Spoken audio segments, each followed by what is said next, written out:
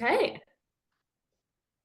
Well, hello. Welcome to the See It Be It project. I'm Hannah, your host. A quick visual description for you. I am a white woman with brown hair to my shoulders. I am wearing a green top and I use a wheelchair for mobility. It is not in the picture. And I'm here today with a special guest. So I'm excited for you to introduce yourself. Would you give us a visual description and tell us a little bit about your diagnosis? Yeah, so my name is Marlon Moore. I am a black man with a beard. I'm wearing a burgundy hoodie with my clothing brand logo with a blank wall background. I'm sitting in my chair. I um I am I am able to walk, so that is my but I do have spina bifida as well. All right. Thank you. It's nice to meet you, Marlon. Um, so could you tell us a little bit about your disability, how you got your disability, and what it's been like for you having your disability?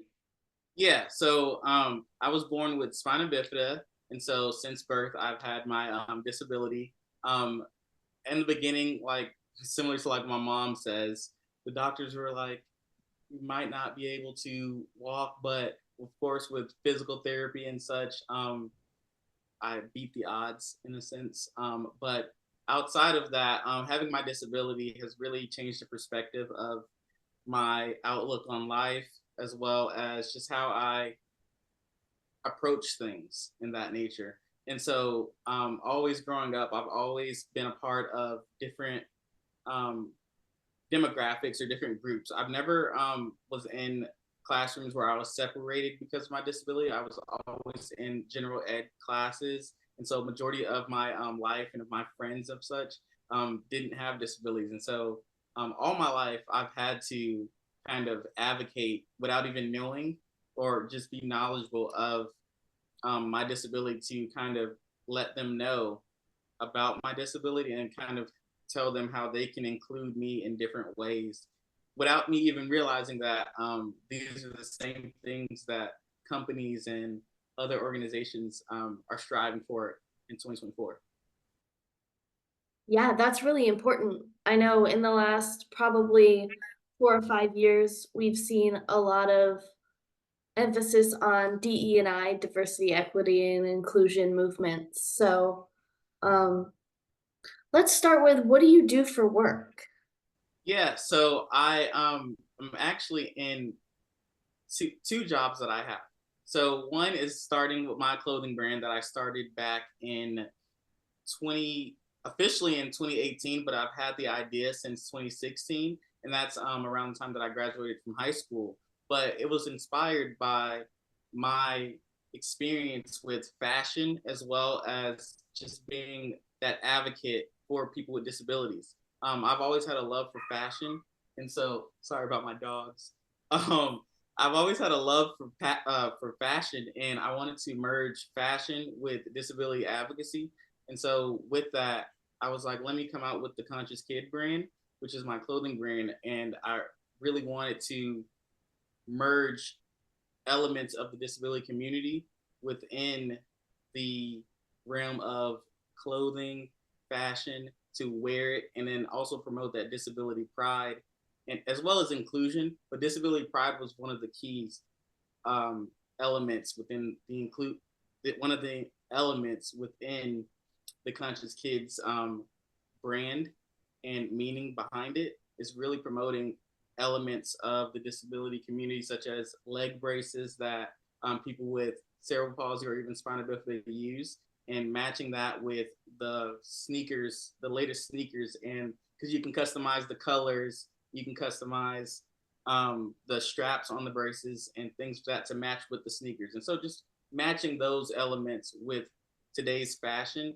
was really what I wanted to do. But also seeing the lack of representation in mainstream media as well as mainstream fashion really persuaded me and really just motivated me to come out with the Conscious Kid brand. And outside of that, I just accepted a position at Vanderbilt University as the accessibility services coordinator.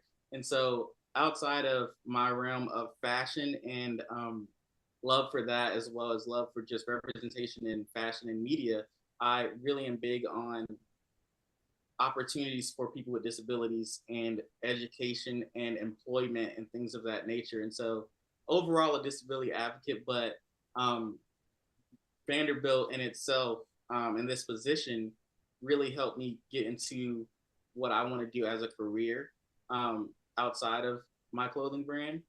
And so this is one of the first steps into it after obtaining my bachelor's degree from Georgia State University.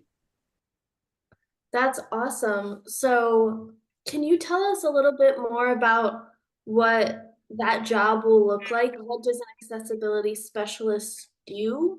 And do you have any general tips for an employer watching on how to make their business or, their store more accessible? Yeah.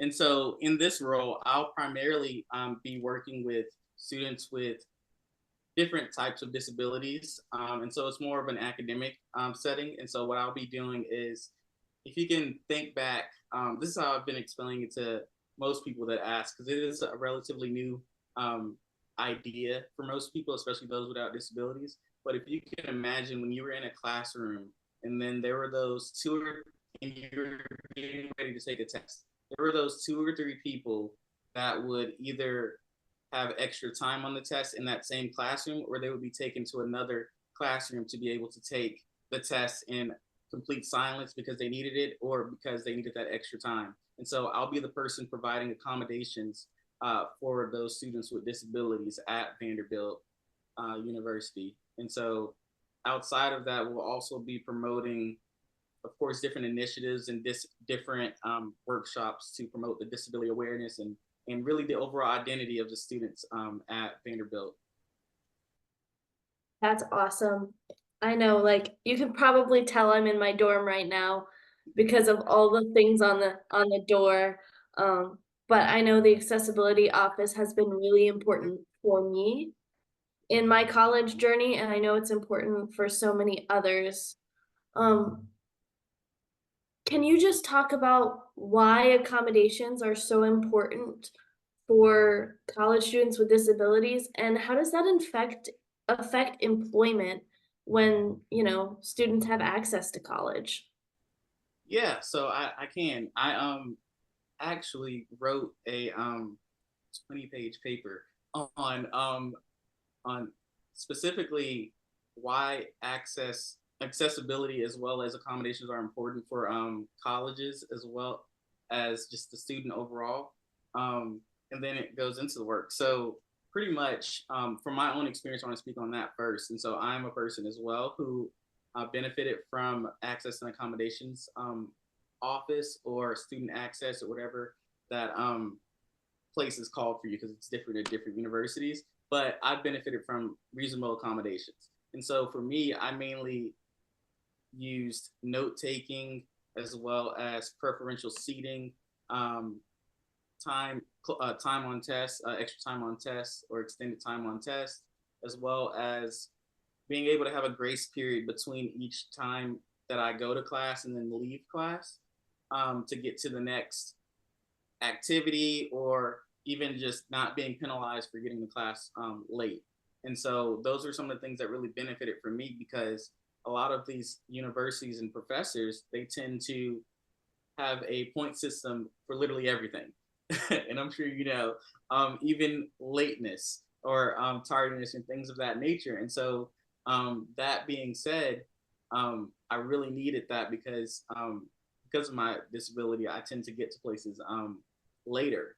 Note taking was really important, not because I wasn't able to take notes, but I also have learning disabilities as well that prevented me from being able to focus and really not necessarily the focus part, but more so um, be able to really soak in all of the information while taking notes. And so, me being able to focus on the professor lecturing and then having someone being able to do the test, do the test, sorry, do the notes for me, was beneficial in me going back and looking at the notes and being able to put those two things together.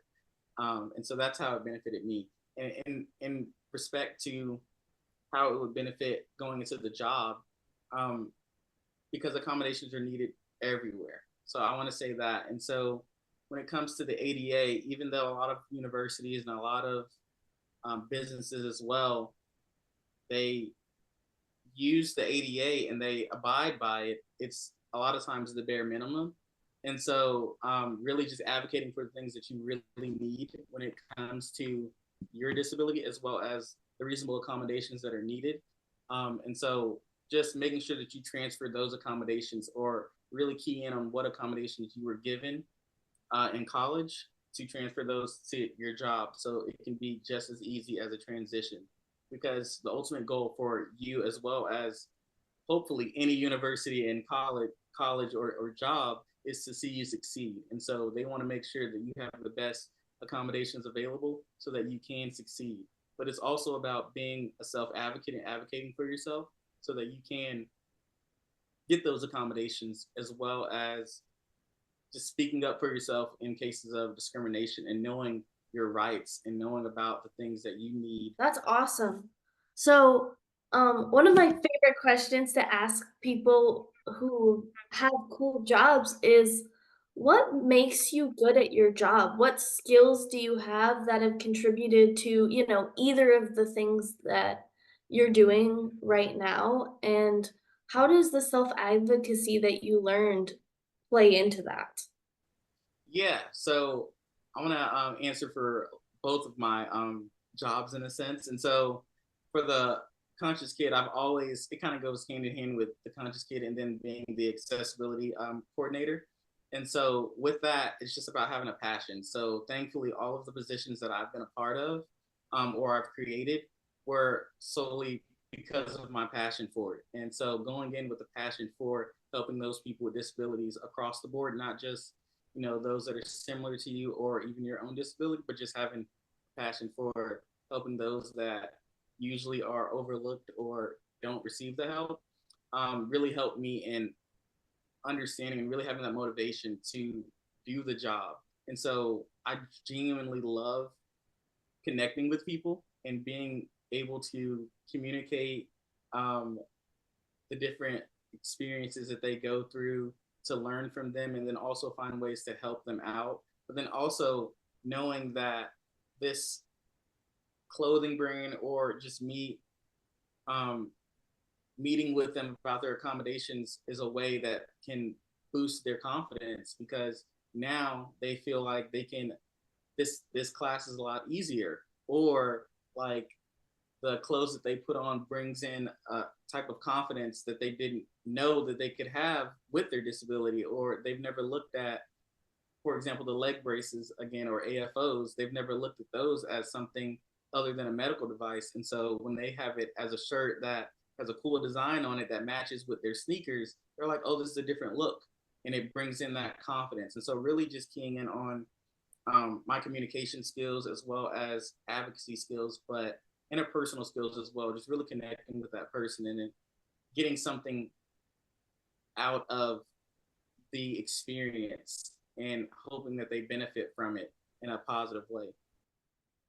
Absolutely. Why do you think confidence is so important, especially for young people with disabilities? That's a really good question. And so the reason that I think confidence is so important is because, especially in young people, is because at that age, it's so easy to either fall in line with what's popular and to not stand out in your own, but then also realizing, especially those with disabilities, I've said this before, and I don't know how else to say it other than just straightforward, which is especially those disabilities that are more permanent, then it's good to embrace it, embrace something that you can't change. Because if you don't embrace it, then you will, look at it as a burden, or you'll look at it as something that you always have to deal with. And so one of the things that I really want to express to young people, especially those with disabilities, is to embrace and really have that confidence within your abilities and not necessarily look at what you can't do, but look at what you bring to the table. And once you have that different outlook on life, you'll definitely have some sense of confidence and disability pride. And it opens up doors because then you also are able to express to other people your experiences as well as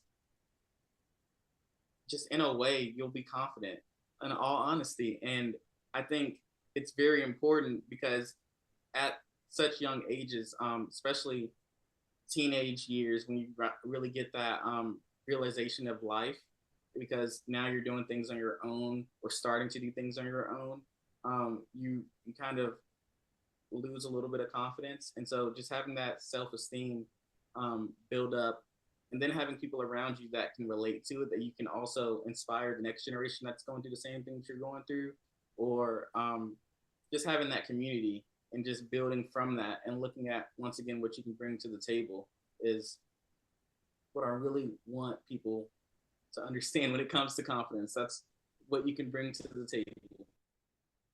Absolutely. That's such a good word. And, that's one of our core values at the See It Be It project is we want people to have confidence in their selves and develop that independence. So I think you're a really good model of that. You had mentioned how having community is so important, and people who you relate to and who can relate to you. So, I grew up playing adaptive sports most of my life. What was your community as a young person with a disability, and what does your community look like now that you have a full-time job? Yeah, so I actually had the opportunity. So I want to say this. I actually had the opportunity to play adaptive sports and did not take that opportunity. And I look back at it and wish that I did to have that kind of community. And so I want to say when it came to for me more specifically that community that people can relate to and have the same disability as you, or like I said, have that same experience as you. I didn't necessarily have that as a kid, but what I did have is people that didn't have disabilities that were compassionate and empathetic to my experience. So if you're in a position like me as a young at the time as a young person, definitely finding those people, whether that's one or two friends. You don't have to have 50 million friends or whatnot. Literally just having that one or two friend that'll go your pace, that'll understand that you might walk a little slower, so I'm going to slow down for you, or I know that he won't be able to carry this, so I'll just go ahead and carry it for him. Things like that that'll accommodate for you, but then also will be empathetic to your experience. But I will say, as I got really once I got to adulthood and then college, is when I found a more, I don't want to use the word impactful community, but impactful in the sense that we advocated for different disabilities and things of that nature. But at Georgia State, I and a couple of other individuals started an organization called DREAM, which stands for Disability Rights, Education, Activism, and Mentoring. It's a chapter organization. So we kind of revamped it at Georgia State. But from there, we built over, or not built, we gained over 100 active active members, and around 50 of those members have disabilities. And so whenever our meetings would happen, or any events would happen, we would share our experiences, and it would range from people that were visually impaired to having cerebral palsy, spina bifida, or just even spinal cord injuries as well. And even those deaf or hard of hearing were all there. And so just having that big community of people with a disability, and then just sharing the experience of what it's like, not necessarily physical disabilities, but to have just a disability in general, and just know what it's like to either be excluded, or even just tokened in a sense, and just really just sharing those different sharing those different experiences. And so that was my community. And when it comes to it now, really being intentional with building your community is my biggest tip. especially when it comes to your job. So for me, I I also volunteer at a camp for kids with disabilities through Children's Healthcare of Atlanta. And so there I've made connections with other people that have similar disabilities as me, or just work in fields with other people with disabilities, and kind of hearing different positions that I could work in. And so with that, that's how I kind of stumbled upon the, oh, I could be an access and accommodations, specialist, or accessibility services coordinator. Absolutely. Um, so what would you say then to a young kid with a disability like spina bifida who, maybe is wanting to find people who are like them, whether it's peers or adults? What would you say to them? Or what would you say to an a young person with a disability who wants to do a similar job as you? What advice do you have? My playbook that I do just in life in general, and then when it comes to different opportunities, but to literally seek opportunities. Anything that piques your interest, or anything, even it could be as small as a club that meets every Tuesday at the local library, or something just as big as applying for a job um, in a certain field. And so one of the things that I really, really want people to understand is they should seek opportunities. And it's especially those with disabilities, because we're 9 times out of 10, those people, we are 9 times out of 10, the only person in that organization that has a disability. And so we're the first doing it, and we're the first to really express our experiences, as well as just being the first person at that table. And so therefore they have to know that we're there, and we are kind of self including ourselves, like we're promoting inclusion, really just being there and really seeking opportunities in any kind of capacity, honestly, that you feel like would benefit from, that you would benefit from, as well as a job could come out of it, or any kind of college related thing could come out of it.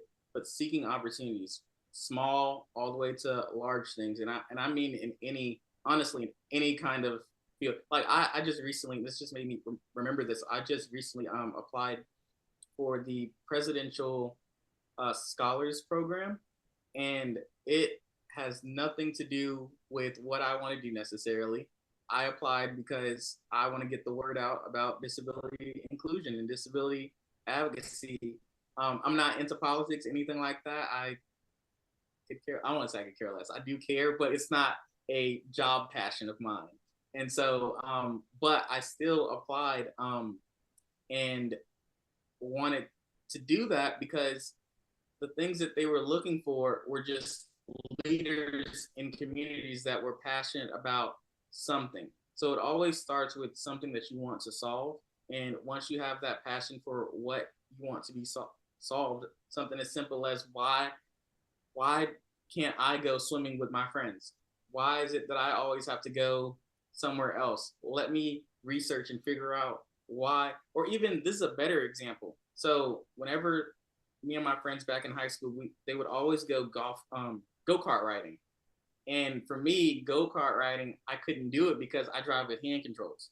And so yeah, and so with go-kart riding, like something as simple as that, and you really dive into why is it that go-kart places, or even car rental places, or anything related to that, why don't they have like one or two designated for people with disabilities, or that drive with hand controls? And so really just identifying the problem that you want to solve, and then finding different opportunities to vocalize it and really amplify those issues that you're passionate about. That's awesome. Thank you for giving that advice. And I know all of that's been really important in my life as well. Before we wrap up, and thank you so much for taking the time, but I just want to ask, is there any last words that you'd like to share, or something we didn't talk about that you are really passionate about that I missed? Um, Nothing other than some piece of advice or I guess motivational tip for the viewers and just anybody else is to really be yourself. And I know that's very cliche. Everybody says be yourself. But really find a way to be confident within yourself. That's my best advice because it goes a long way. It really does. And I'm sure people have heard that a million times. Like, no, why be like everybody else when you can be yourself? Or why what is it that saying where it's like um why be like everybody else when you're born to stand out? But there's truth to those things though. There really is truth, and then you can benefit from your uniqueness, especially those with disabilities, because it's one of those things that it seems like more and more people now, especially in 2024, are actually wanting to understand and actually want to be more included and more inclusive. And so, coming from that perspective of your lived experience with a disability can really benefit you, but being sure to be confident in owning your disability as well as being a self advocate for yourself and really speaking up for yourself. That would be my best advice is to really, really could be confident in your ability to do whatever you set your mind to and be confident in your disability because you never know where it will take you. Awesome. Thank you so much. It was so nice to meet you, and thank you for sharing all of your words of wisdom with us.